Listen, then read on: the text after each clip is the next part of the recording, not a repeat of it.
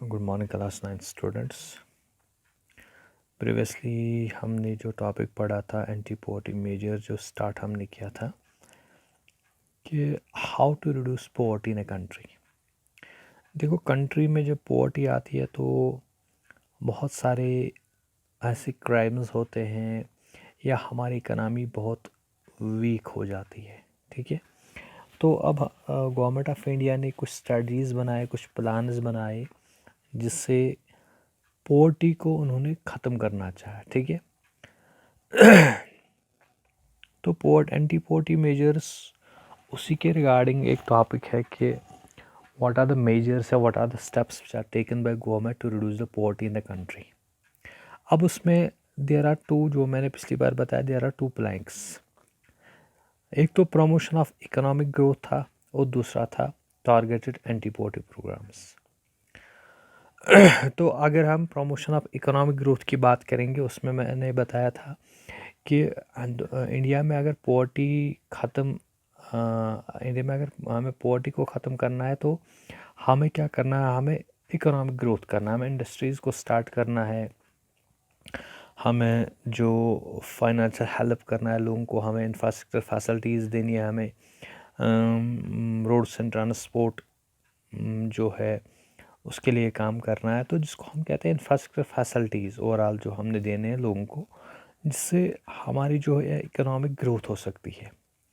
और दूसरा जो था सॉरी दूसरा जो था टारगेटेड एंटी पॉवर्टी प्रोग्राम्स, जिसमें मैंने आपको बताया कि गवर्नमेंट ने कुछ पॉलिसीज़ और प्रोग्राम्स बनाए जिससे पॉवर्टी को ख़त्म कर सकते हैं। ठीक है, उसमें इसका नाम इसीलिए टारगेटेड एंटी पॉवर्टी प्रोग्राम रखा गया है क्योंकि इसमें उन ग्रुप्स को टारगेट किया गया है जो सबसे ज़्यादा पॉवर्टी फेस कर रहे हैं। ठीक है, अब उसमें बहुत सारे स्कीम्स गवर्नमेंट ऑफ इंडिया ने लॉन्च की थी, जैसे जो हमने पिछली बार पढ़ा था M NREGA, prime minister's Rozgar Yojana scheme, rural employment guarantee programme, या स्वरान जानती ग्राम स्वर रोज़गार योजना, या प्रधानमंत्री ग्रामोदय योजना, अंत्योदय अन्न योजना। ये सारे प्रोग्राम्स जो बने थे, ये इनको हम एंटी टारगेट प्रोग्राम्स कहते हैं, जिससे हम पॉवर्टी को ख़त्म करेंगे। ठीक है, तो आज इसी टॉपिक को हम थोड़ा ब्रीफली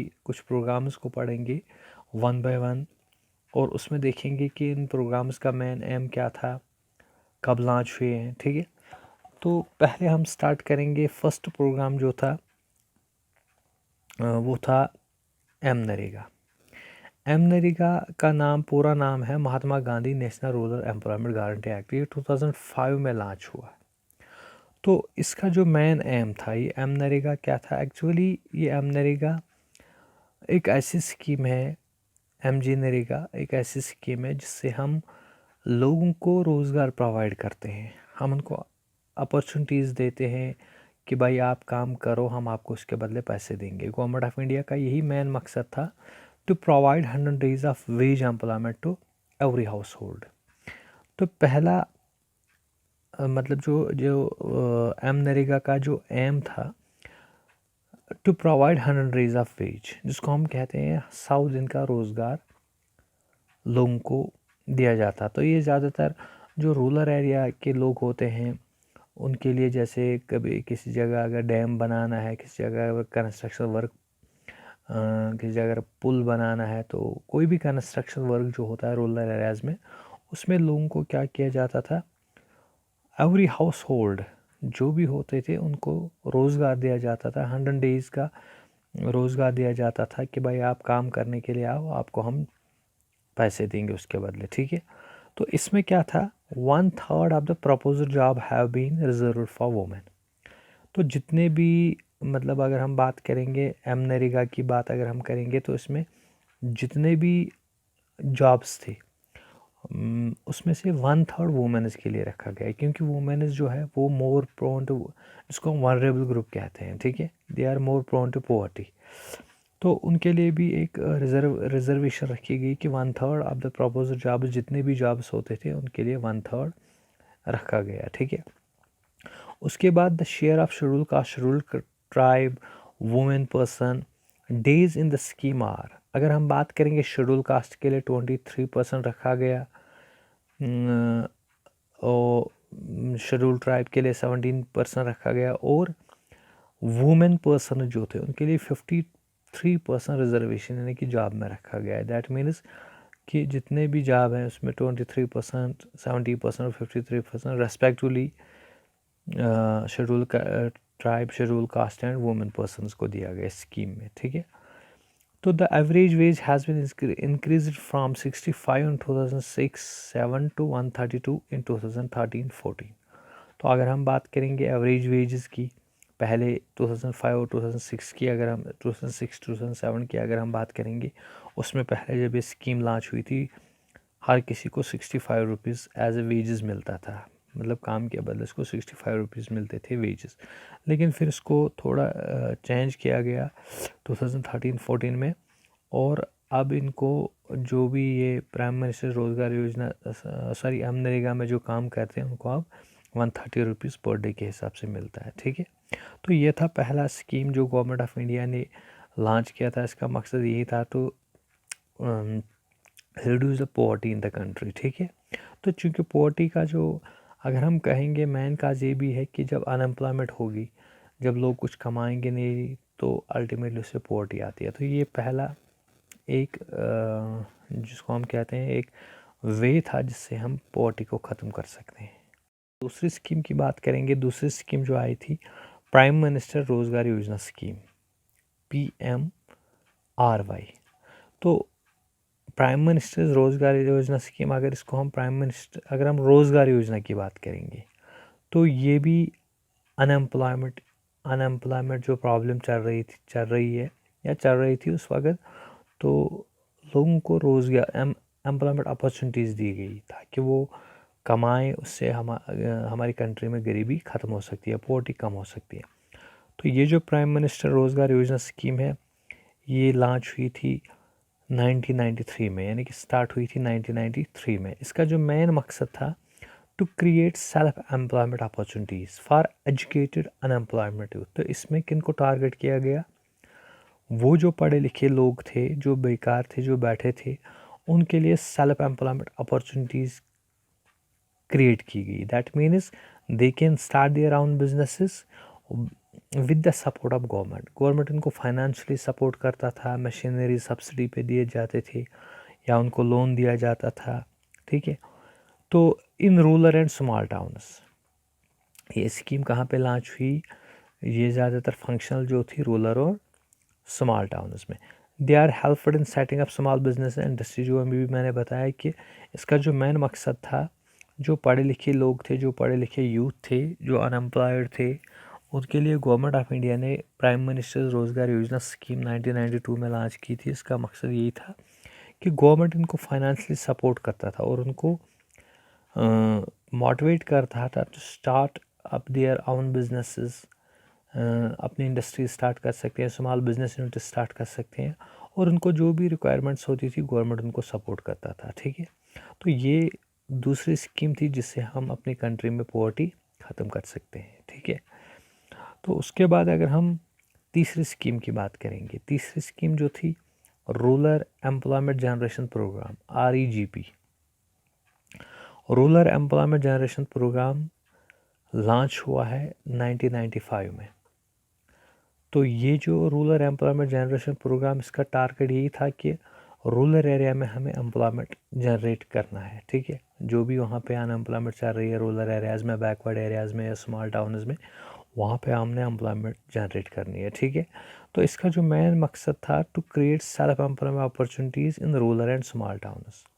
इसमें अब ये नहीं था, देखो ऊपर जो हमने पढ़ा अभी प्राइम मिनिस्टर रोज़गार योजना स्कीम, ये ज़्यादातर टारगेट करती थी अनएम्प्लॉयड एजुकेटेड यूथ जो थे, जो एजुकेटेड अनएम्प्लॉयड यूथ थे उनको टारगेट कर रही थी। लेकिन यहाँ पे जो rural employment generation programme launch किया गया, इसका टारगेट था रूरल एरियाज़ में या स्मॉल टाउन्स में। इसमें ये नहीं था कि कोई अनएम्प्लॉयमेंट, कोई एजुकेटेड हो या अनएजुकेटेड हो, इसमें दोनों को इक्वल अपॉर्चुनिटीज़ मिलती थी, ठीक है। तो इसमें क्या किया गया? Target for creating 25 lakh new jobs, 25 lakh new jobs. इसमें ये टारगेट रखा गया कि हमें 25 लाख न्यू जॉब्स क्रिएट करने हैं, ठीक है। With the help of the scheme rural employment generation programme जो था, इसका जो मकसद था हमें 25 लाख रोज़ मतलब जॉब अपॉर्चुनिटीज़ क्रिएट करनी है, ठीक है। Under the 10th 5 year plan, जो 10th 5 ईयर प्लान बना था उसी में ये स्कीम आई थी और उसी में टारगेट किया गया था जो रूरल एरिया में अनएम्प्लॉयड लोग हैं उनके लिए हम रोज़गार के मौके पैदा कर सकें, ठीक है। तो इसमें ये कहा गया है कि हमें 25 लाख एम्प्लॉयमेंट अपॉर्चुनिटीज़ क्रिएट करने, जॉब्स क्रिएट करने हैं, ठीक है। तो ये थी तीसरी scheme. Now after rural employment generation program, there is also one of the program which is in the form of Swarna Janti Gram स्वरोजगार योजना। तो ये भी एक SGSY एक ऐसी स्कीम है जिसमें हम कह सकते हैं कि पुअर फैमिलीज़ को असिस्ट किया गया, ठीक है। ग्राम स्वरोजगार योजना जो है स्वर्णा जयंती, इसका मतलब ये है कि इसमें जो पुअर फैमिलीज़ जो हमारी कंट्री में है या किसी स्टेट पर्टिकुलर एरिया में जो पुअर फैमिलीज़ है जो पॉवर्टी लाइन से बिलो है, उनको अपलिफ्ट करने के लिए सेल्फ हेल्प ग्रुप्स बनाए गए, ठीक है। तो ये स्कीम लॉन्च हुई थी 1999 में, ठीक है। तो इसका जो मेन एम है bringing the assisted poor families above the poverty line by organising them into self help groups. तो इसमें उनको क्या किया गया कि जो बिलो पॉवर्टी लाइन में है या जो गरीबी की रेखा से नीचे ज़िंदगी बसर कर रहे हैं, उनको क्या किया गया कि सेल्फ हेल्प ग्रुप्स बनाए गए। जिससे क्या हो गया कि सेल्फ हेल्प ग्रुप्स का मतलब हो गया कि वो एक दूसरे की मदद कर रहे थे। मतलब एक ऐसा ग्रुप बनाया जिसमें एक दूसरे को फाइनेंशियली सपोर्ट करेंगे। जैसे अगर हम बात करेंगे, मैं यहाँ पे आपको सेल्फ हेल्प ग्रुप की एक एग्जांपल दूंगा कि अगर एक फैमिली है, एक गरीब फैमिली है, ठीक है, वो मतलब उसको अगर बिज़नेस स्टार्ट करना है या कोई भी एग्रीकल्चर एक्टिविटी करनी है, लेकिन उसके पास पैसे नहीं है, सीड्स खरीदने के लिए पैसे नहीं है या उसको बिज़नेस करने के लिए पैसे नहीं है, ठीक है।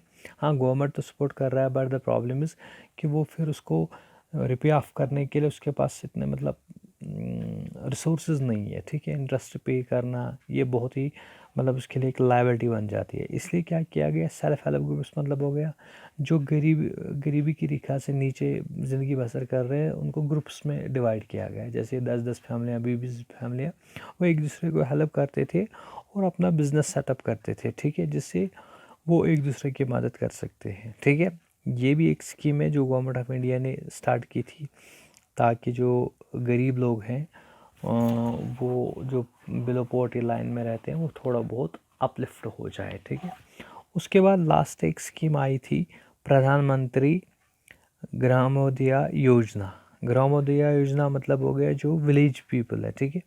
विलेज के लिए एक प्रधानमंत्री PMGY स्कीम आ गई, ये जो लॉन्च हुई थी 2000 में। तो इसका मकसद क्या था, इसका मकसद ये था कि सेंट्रल गवर्नमेंट ने स्टेट गवर्नमेंट्स को सपोर्ट किया इन द फॉर्म ऑफ सिर्फ basic services such as primary health के लिए सपोर्ट किया, प्राइमरी एजुकेशन सेंटर्स खोले वहाँ पे, रूरल शेल्टर जो रूरल शेल्टर मतलब लोगों को जो रूरल एरियाज़ में रहते हैं उनके लिए शेल्टर फैसिलिटीज़ रखी गई, रूरल ड्रिंकिंग वाटर फैसिलिटीज़ उनके लिए वाटर फैसिलिटीज़ रखी गई एंड रूरल इलेक्ट्रिफिकेशन। तो the main M of the प्रधानमंत्री ग्रामोदय योजना was to target only rural people in the form of providing them with facilities, basic facilities जैसे प्राइमरी हेल्थ, प्राइमरी एजुकेशन या shelter problems.